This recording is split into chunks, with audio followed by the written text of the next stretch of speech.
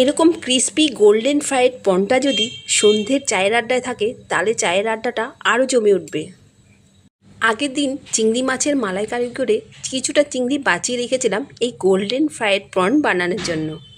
প্রথমেই চিংড়ি মাছটা বেশ ভালো করে পরিষ্কার করে নিয়েছি। এবার তাতে দিয়েছি সামান্য একটু নুন, আদা রসুন কাঁচা লঙ্কার পেস্ট আর একটু গোলমরিচের গুঁড়ো আর একটু লেবু রস দিয়ে হাত দিয়ে ভালো করে মেখে 1 ঘন্টার মতো রেখে দিয়েছিলাম। এবার চিংড়ি মাছটা সরিয়ে রেখে একটা বাটি নিয়ে নেব। সেই বাটির মধ্যে দিয়ে দিয়েছি 2 চামচ কর্নফ্লাওয়ার আর 1 চামচ ময়দা। তাতে দিয়ে দিয়েছি সামান্য নুন, যেহেতু আগে চিংড়ি মাছে নুন দিয়েছি তাই নুনের পরিমাণটা বুঝে শুনেই দিতে হবে, আর একটু গোলমরিচের গুঁড়ো দিয়ে বেশ ভালো করে মেখে নিলাম। আর এখানে আদা রসুন কাঁচা লঙ্কা একটু কুচি কুচি করে রেখেছিলাম, সেটাও মিশিয়ে দিলাম। দিয়ে এবার অল্প অল্প করে জল দিয়ে মেখে নিতে হবে ব্যাটারটা। বেশ একটা থিক ব্যাটার তৈরি করে নেব।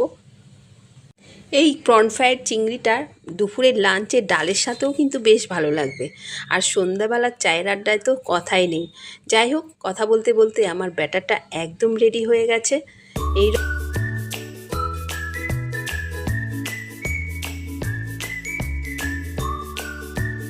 এবার আরেকটা বাটিতে কিছুটা শুকনো ময়দা নিয়ে নিয়েছি, আর ওই যে ব্যাটারটা রেডি করেছিলাম সেখানে একটু মেল্টেড বাটারও দিয়ে দিলাম, তাহলে আরও বেশি ক্রিস্পি হবে।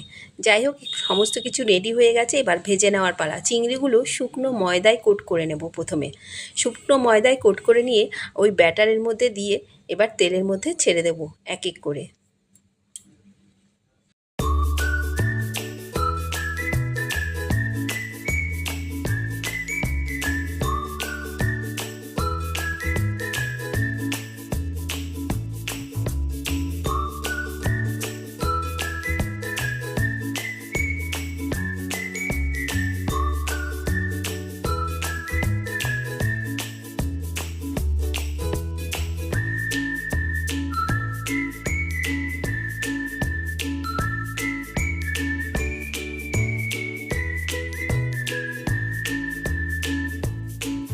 তো এইভাবে এক পিঠ লাল লাল করে ভেজে নিয়েছি বেশ ভালো করে সময় নিয়ে। এবার অপর পিঠ উল্টে দেব। অপর পিঠও বেশ একটু টাইম নিয়ে লাল লাল করে ভেজে নিতে হবে, তবেই কিন্তু এটা একদম ক্রিস্পি হবে। যাই হোক, আমার এখানে সমস্ত চিংড়িগুলো ভাজা হয়ে গেছে। এবার পরিবেশন করার পালা।